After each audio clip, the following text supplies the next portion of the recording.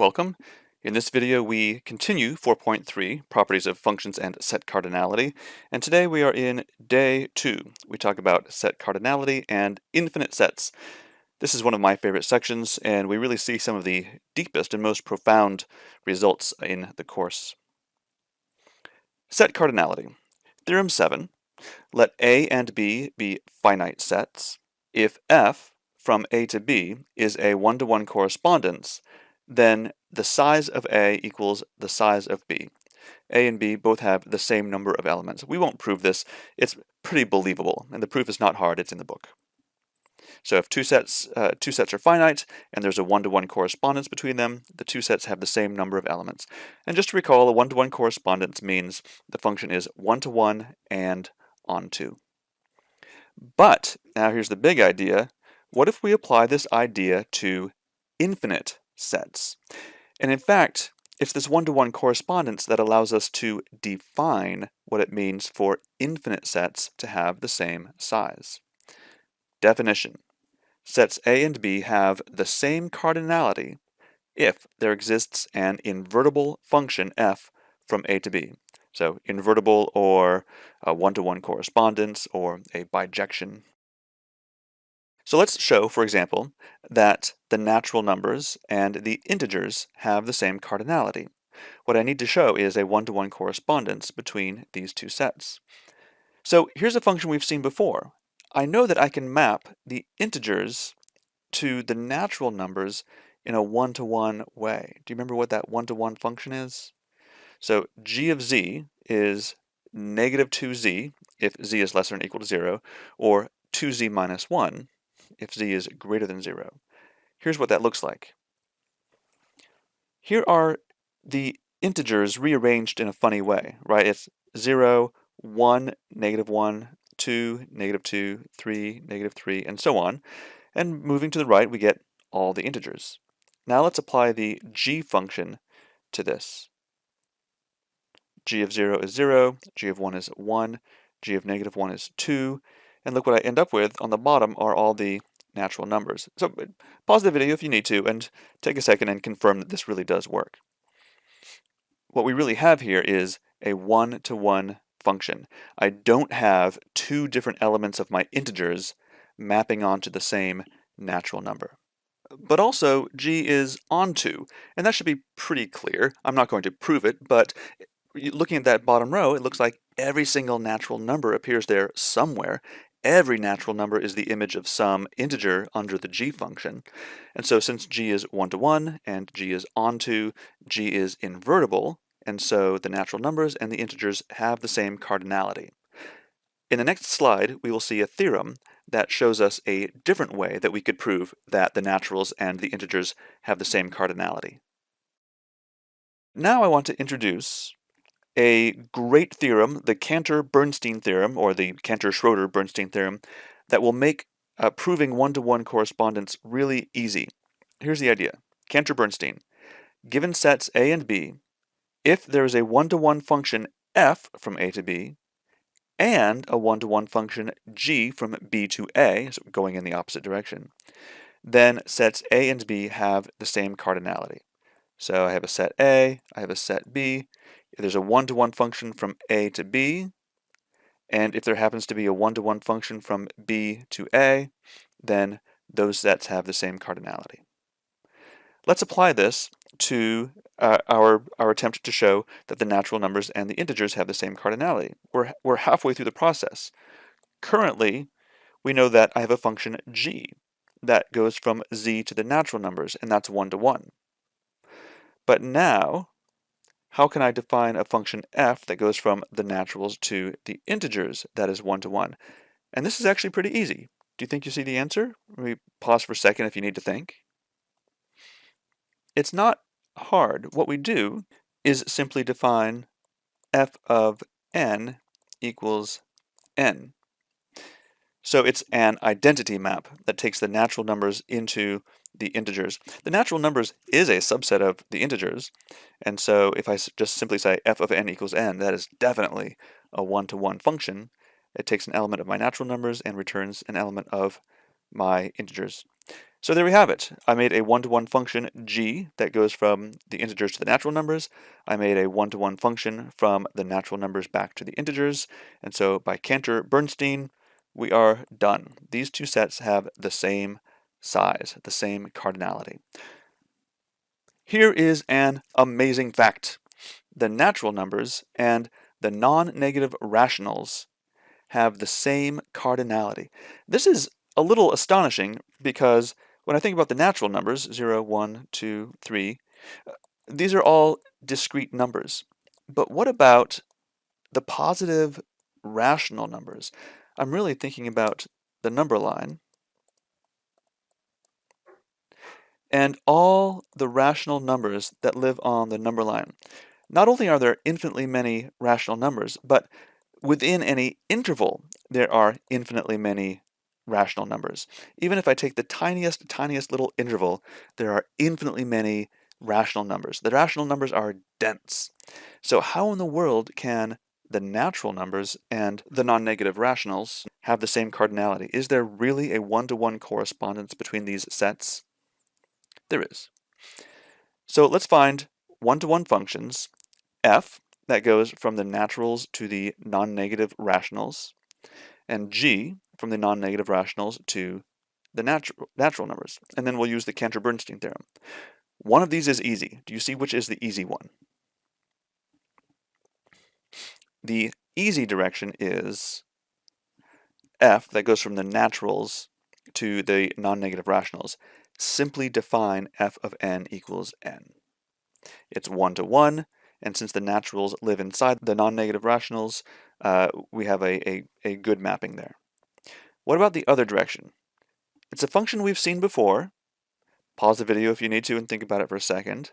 Do you recall what that is? How do I make a function g that's one-to-one that goes from the non-negative rationals into the natural numbers? Here it is. We can define it. G goes from the non-negative rationals to the naturals by f of r equals 2 to the a times 3 to the b, where r equals a over b, that rational number written in lowest terms. And we've done some exploration before that this is actually a one-to-one function. And so that's it. Now that I have a one-to-one function in those both directions by the Cantor-Bernstein theorem, we are done. Those two sets have the same cardinality. Oh, here's a proof of the Cantor-Bernstein theorem. I'll give you a second to write it down. All right, very good. I show this just to show that, oh, by the way, this proof is not given in our textbook, but I show this to show that it's not too bad.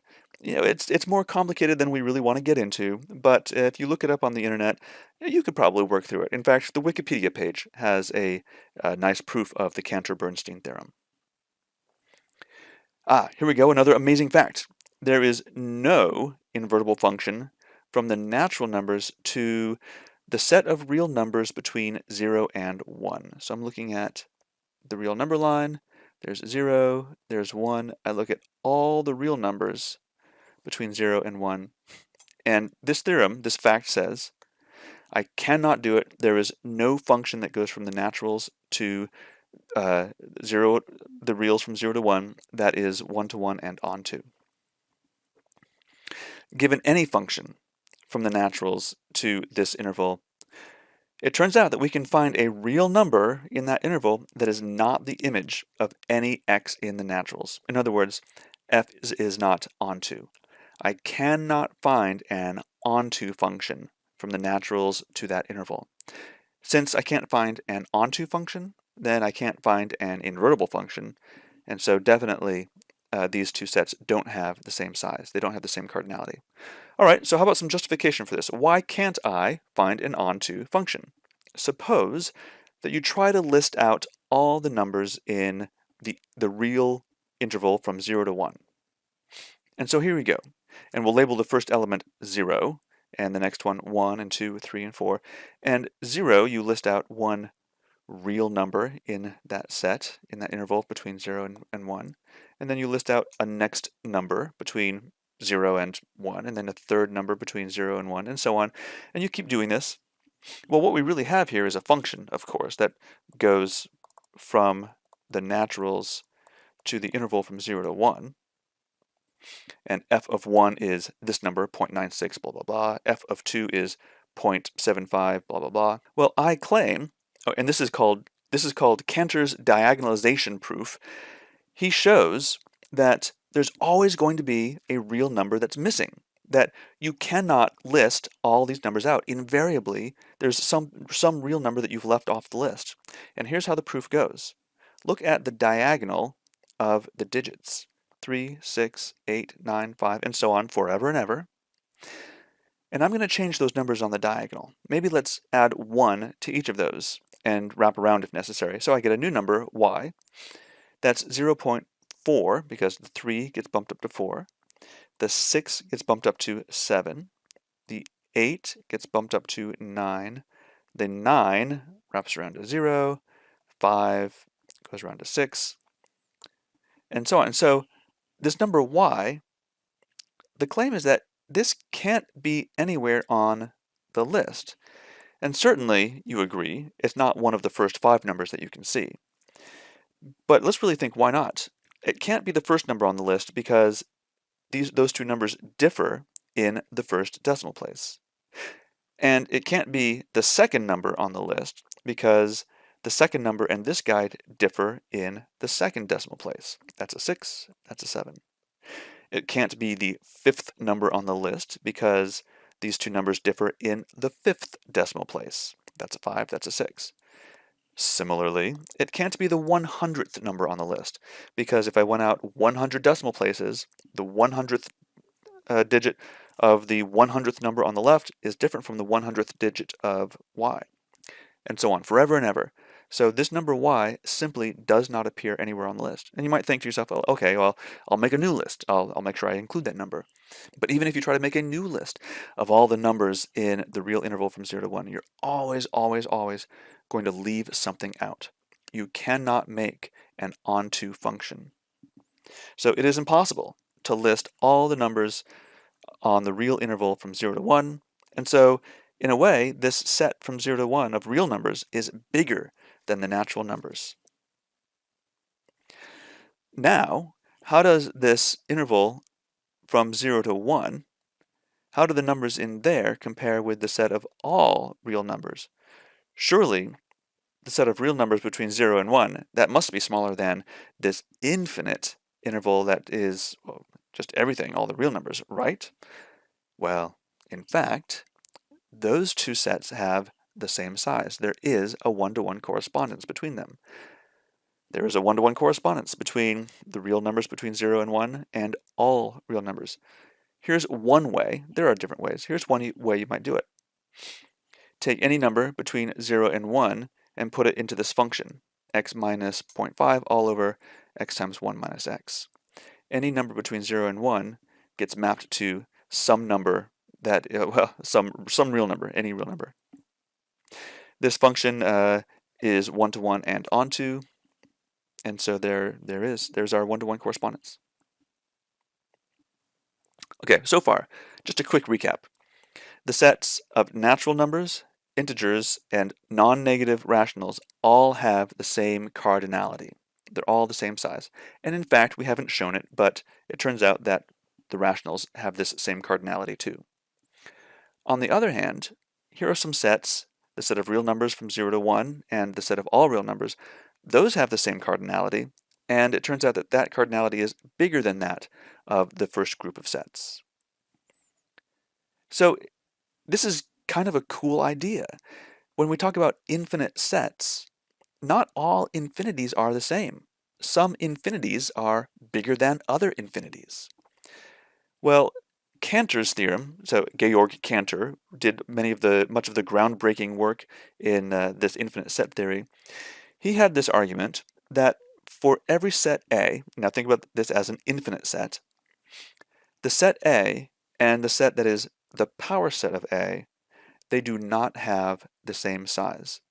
Whenever I start with a set A and I go to the power set of A, I'm creating a bigger infinity. And the proof is a little bit like the diagonalization argument. where I show that I can't make an onto function from A to the power set of A. So let's see how this proof works. Let A be any set, and I'm really thinking an infinite set, and let f be a function from A to the power set of A. So it takes elements and it maps it to sets of elements. We will show that this function f cannot be onto.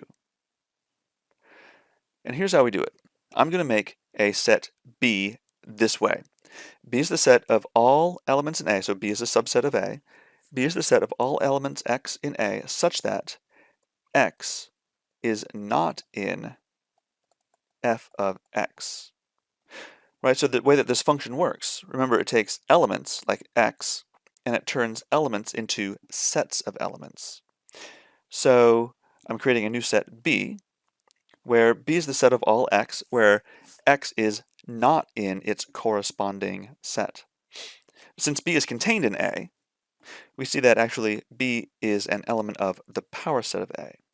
I know this is a little weird. Let me do an example. Let's suppose that A was just the numbers 1, 2, 3, 4. I might make a function that goes from A to the power set of A. And maybe the function goes something like this. We'll just make something up. F of 1 is the set 1, 3, 4. F of 2 is the set 1, 4. F of 3 is the set 1, 2, 3, 4. F of 4 is the empty set. So all of these things on the right, these are elements of my power set of A.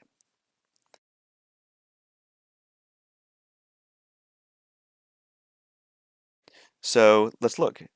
F of 1 is 1, 3, 4. I see that repetition. 1 appears in 1, 3, 4. So the number 1 is not in my set B. What about 2? Look at this. F of 2 is 1, 4. So 2 does not appear in its corresponding set. Look, that satisfies B. So 2 is in the set B. What now? How about 3? 3 does appear in its corresponding set. So 3 does not appear in B. And then finally 4. 4 is definitely not in the empty set. So 4 does appear in B. So again, the key, it's tricky, but the key idea to understanding this proof is understanding how this set B is created. 1 does appear in its corresponding set, so 1 does not appear in B.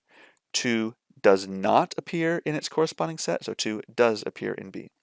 3 does appear, 3 is seen in its corresponding set, so I don't put it in B, and 4 is not in its corresponding set, so 4 does appear in B.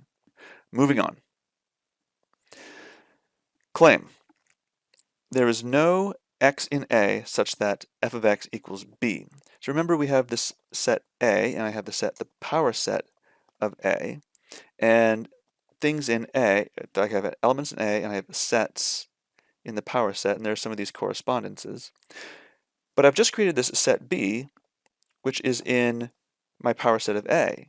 And so is there some element little a that actually corresponds to the set B? To verify the claim, again, this claim, it can happen, there is no element of A that actually gets mapped onto the set B. To verify this claim, let us assume for contradiction that there is some little a in my set A, such that f of A equals B.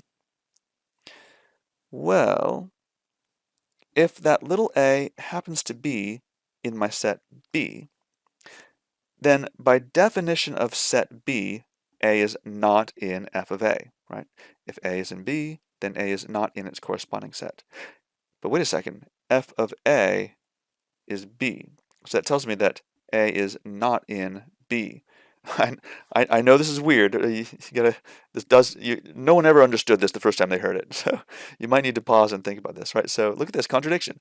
If A is in set B, then A is not in set B. That is a contradiction. On the other hand, if A is not in set B, then by definition of B, A must be in f of A. These are the elements that B avoids. If A is not in B, then A is in its corresponding set. Oh, but once again, what am I saying is f of A? f of a is exactly b. So that tells me that a is in b. Ah, contradiction. If a is not in b, then a is in b. All right, so no matter how we cut it, there's just no way that this thing can work. This is the contradiction that proves the claim. So now, it's not just a claim anymore, we know for a fact. There's no element in A that maps to this particular element of my power set. Thus, my function is not onto. Thus, it is not invertible. Thus, A and the power set of A have different sizes. They cannot be put into a one-to-one correspondence. This is there's a curious corollary to this. The natural numbers and the power set of the natural numbers do not have the same size. Consider this thing, the power set of the natural numbers. What does that look like? Elements in there are just subsets of natural numbers, and there's all kinds of subsets of the natural numbers you can make. There's all possible finite subsets of the natural numbers and all possible infinite subsets of the natural numbers. It's almost mind-boggling how many ways you can make subsets of the natural numbers. But this gives us a good way to produce ever greater sizes of infinity. So I might start with the natural numbers and say the natural numbers has a certain size of infinity. The power set of the natural numbers has a greater size of infinity. And the power set of the natural numbers has an even greater infinity than that. And why stop there? Now we're just started. Power set of the power set of the power set of the natural numbers has greater infinity yet, and on and on and on. We'll end with a definition. An infinite set is countable if it has the same cardinality as the natural numbers. Otherwise, it is uncountable. We've discussed several sets in this lecture. Can you identify the countable sets? Which ones are countable and which ones are uncountable? Take a second if you need it. All right, I will circle the countable sets. Countable. N is countable, the integers are countable, non-negative rationals are countable, and the rationals are countable. And the two that remain, the power set of the naturals and the reals, those are uncountable. All right, so this concludes 4.3, and it concludes our discussion of infinite cardinalities. Really some interesting results here. I love this material. It's not intuitive that infinite sets can have different sizes, but with careful application of some of these theorems, we get some really cool results showing different sizes of infinity. All right.